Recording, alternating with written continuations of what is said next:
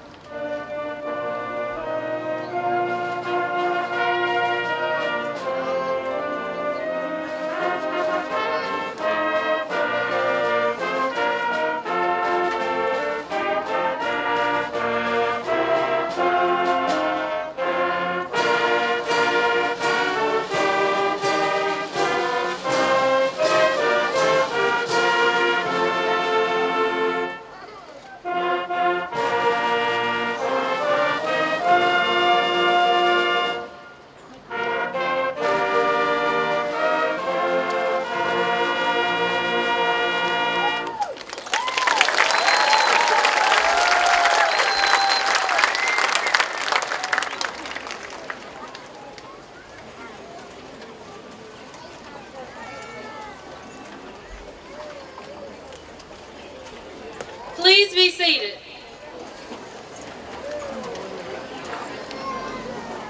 Each of you are special to us, and we are grateful that you are here. Thank you, parents, family, friends, and educators for attending tonight's graduation. As we recognize our families and friends at this time, I would like to recognize and introduce the Board of Education members. Mr. Ben Baker, Chairman, Ms. Teresa Barnett, Mr. Keith Harper, Ms. Samantha Rucker, Mr. Mike Turner. On behalf of the senior class, I'd like to express our appreciation to everyone for joining us for this special occasion. We appreciate your support and are appreciative of you celebrating with us tonight. Thank you.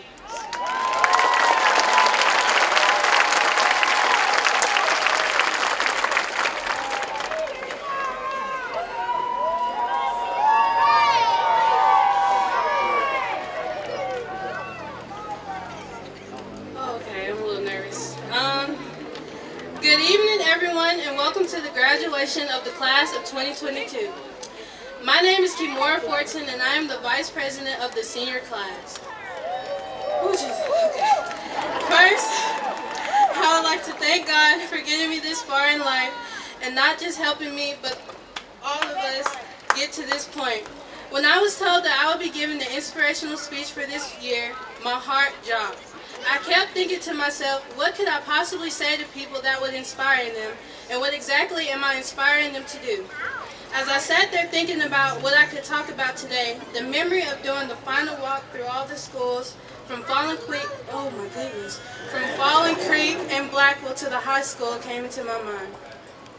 When we were walking the halls of all the schools this past Wednesday and I saw all of my older teachers, the memories and moments of actually being in those schools came flooding back, and I realized quickly how life is nothing but moments. That fight you had with your best friend was nothing but a moment. The time you were up all night finishing a project was just a moment. That championship that you won or lost was just a moment. The road trip you spent with your friends singing throwbacks was just a moment. Even the night you watched the sunset with a boy or girl you thought you were going to marry was just a moment. Every up and every down and everything in between is just a moment that passes with time. You may remember these moments and you may not, but what you will remember is the people you spent them with and the way you felt. The way he made you laugh, the way she made you cry, and the way they made you feel like you were on top of the world when you were nowhere but with your closest friends. All these memories, oh my goodness, all these moments, feelings, and people make up a bigger moment that we call life. In all of eternity, our life is just a moment. Appreciate the moment you've been given and the people you've been given to spend them with, because no matter how beautiful or tragic a moment is, it always ends. And that's just a universal truth, that endings are inevitable. James 4:14 says, "Whereas you do not know what will happen tomorrow, for what is your life? It is even a vapor that appears for a little time and then vanishes away." So I encourage you to hold a little tighter, smile a little bigger, cry a little harder, laugh a little louder, forgive a little quicker, and love a whole lot deeper, because these are the moments you will remember when you're older and wish you could rewind time. So remember, graduates, together we will experience life, and separately we will pursue our dreams.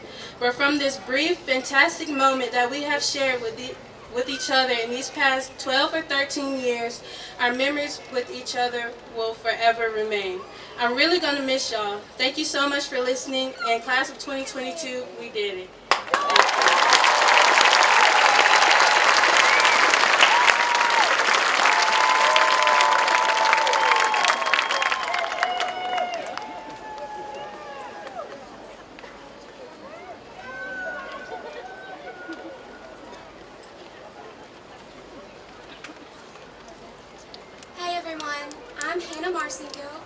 And I'm honored to represent the class of 2022 as third honor graduate.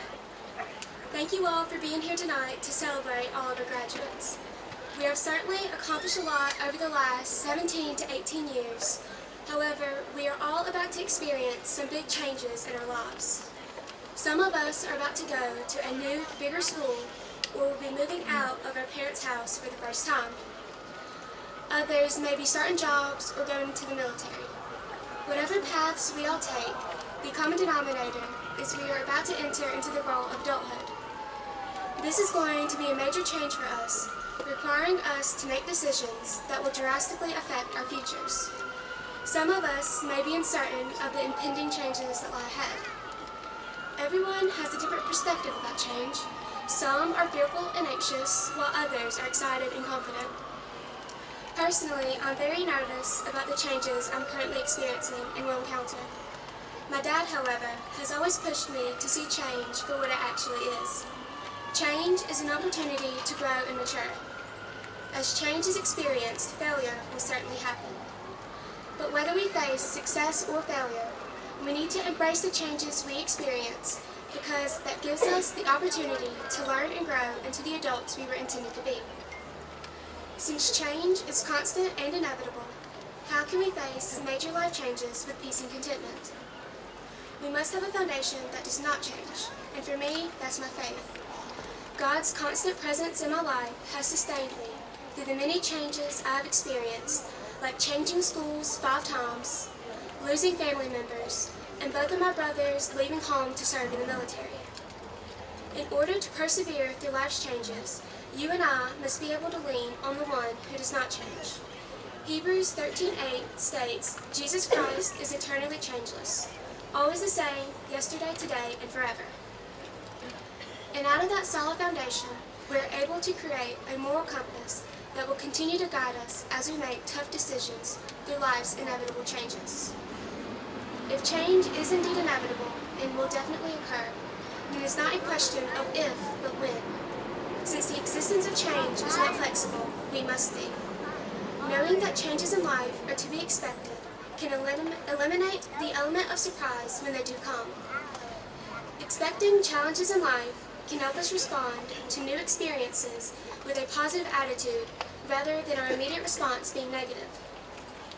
We can then view these situations as a chance to learn or experience something new. We must be flexible enough to allow these changes to accomplish what is needed in our lives. One last thing I would like to say to the class of 2022 is to not take life so seriously. Challenges and changes are coming for all of us, and life isn't always going to go as we plan. This doesn't have to derail our lives and cause us to fear the future. Congratulations, class of 2022. May you find joy in the midst of all the challenges and changes you will face.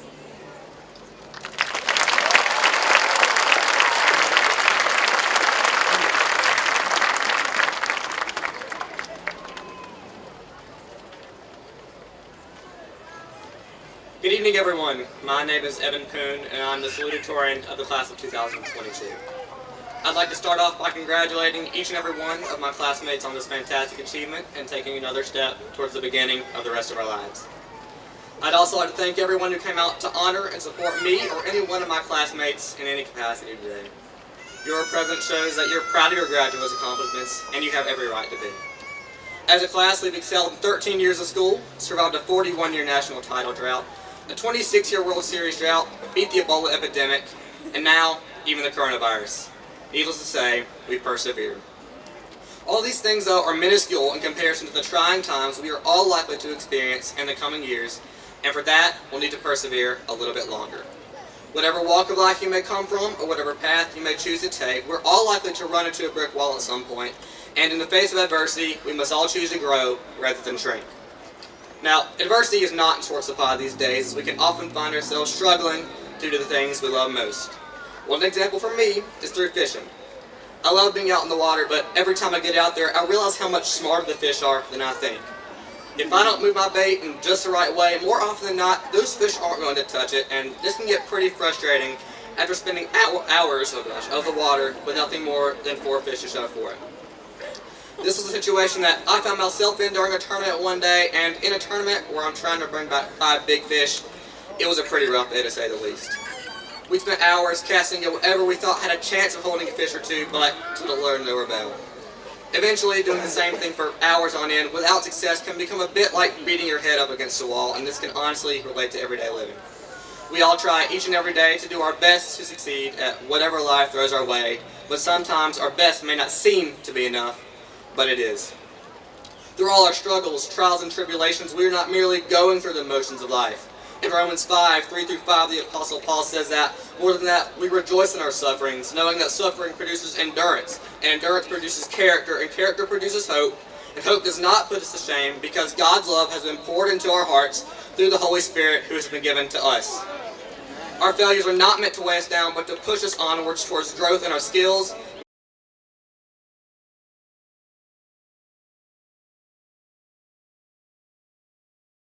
title of my speech and wondered, what does fishing have to do with all our life struggles? And to be honest, my inability to catch fish is nothing in comparison to the actual stresses that we all face in our everyday lives. Nothing I had was riding on my success at this high school fishing tournament, except for maybe my pride, but for what it's worth, there is a moral to this story. We had wrapped up fishing our last spot, and it was time to make the 20-minute boat ride back to the boat ramp. On the way, though, we decided to make a last-ditch effort to catch our limit at some random point just a few minutes away from the ramp, and it paid off. In the final minute of the final hour, we reeled in that final 12-inch spotted bass to fulfill our limit on the last cast. Every cast that we made, every shot that we called, every fish that we caught, and every fish that we missed, all led up to success in the end. And that, my friends, is why you persevere. So I implore you, try your hardest, do your best, but don't become discouraged when things don't always go your way. Life is a game of inches, and every inch that you gain will help you reach the goal line in the end.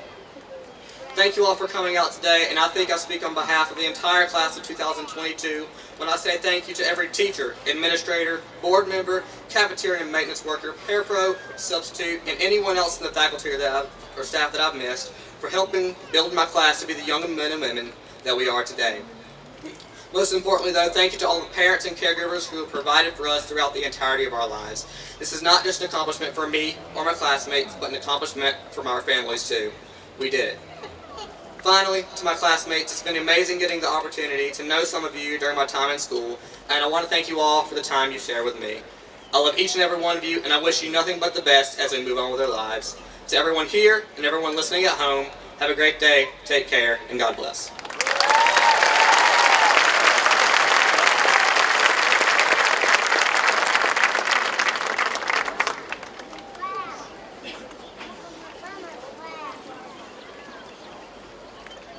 Hi. I almost broke my ankle coming up here, so yeah. Good evening, friends and family, faculty and staff, and of course, Elbert County High School's class of 2022. My name is Mary Jane Richard, and I'm the valedictorian of our class. I was given the opportunity to speak at our graduation ceremony today. Well, class, we did it. After 4 long years, we are graduating high school and starting our futures. We have now completed the thing that we are required by the government to do, only to do more things the government requires us to do, like file taxes, get a job, and acquire a mass amount of debt that we will never be able to pay off. So, I hope everyone's excited. 4 years ago, we walked through the doors of Elbert County High School as freshmen, and this Wednesday we made our final walk out. We said goodbye to the ECCHS hallways filled with smiling teachers, dress code violations, and freshmen who can never seem to get out of the way. The class of 2022 was only able to experience normal high school for 1 year. Just as we started becoming excited about all the privileges high school granted to us, we were hit with COVID and it was taken away. But we stayed home, we became depressed, and we adapted to our new world behind a mask. And although we weren't as affected by the virus as some other places in the world, we still have something to hold over our kids' head in 20 years when we reminisce about the old days. There were no more powder puff games, no more filled lunchrooms where we sang into the microphone, and no more staying home with the expectation that we didn't have to do any work thanks to the teachers finding out about Google Meets. Teachers were coming and going, students started learning virtually, and we had a change of principals. However, through all of the mess, we still managed to graduate, so I think we should give us all a round of applause.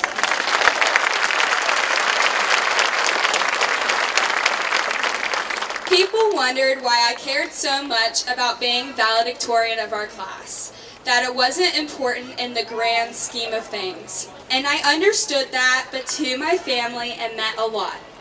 My sisters and I are first generation college students coming from a family of blue collar or military workers. We felt we had a point to prove, and I think me, Caitlin, and Hannah would all say we achieved it.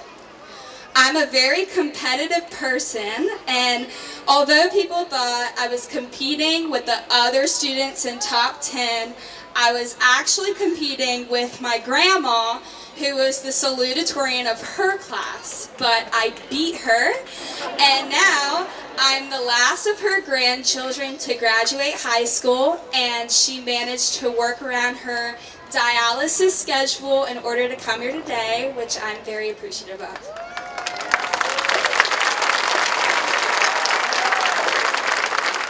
When asked what I would miss most about high school, I replied my teachers, and although that might sound like a kiss up, the teachers at ECCHS played an important role in my educational and personal life.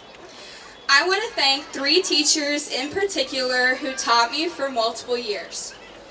First, I want to thank Miss White, who shared my level of crazy and made me feel more sane in comparison to her. I would like to thank Coach Smith, who dealt with my tantrums and told me to just put it in the calculator. And finally, I want to thank Miss Gunner, who has been every student's personal therapist at one time or another. Thank you for being my shoulder to cry on, quite literally, my advisor and mentor, and someone whom I truly think of as family. And thank you to all of the teachers at ECCHS for passing us even when you didn't want to. Every valedictorian speech has the same cliche guidelines. You bring up memories, you talk about your childhood. Normally in graduation speeches, the speaker mentions how this may be the last time we ever see each other. But we're in Elberton, and that mostly likely isn't true. So instead of saying, "I'll see you never," I will instead say, "I'll see you at Ingalls." And I'm very excited to see where everyone's future takes them. I picture Matthew Fernandez being the next President of the United States. I picture Bryson Dickerson being the next Peyton Manning or whoever a good football player is. Lacey Hall became a world-renowned neurosurgeon, and Harris Guest is running a multi-million-dollar junk removal company, and he's a SoundCloud rapper on the side. Never forget who your inspiration was. So, whether we save the world or we continue living in our mom's house, at least we graduated high school. The reality is we are going to have to start to learn how to do things ourselves. This is the time that really matters in our lives. It's the start of our independence. And even though we might not have it figured out yet, relying on the people gathered in this stadium today is essential for obtaining success. Without the teachers in the crowd today, we would not be sitting here about to receive our diplomas. Without our parents in the stands, we would not have a roof over our heads. I would like to personally thank my parents for having to put up with a bratty, self-centered,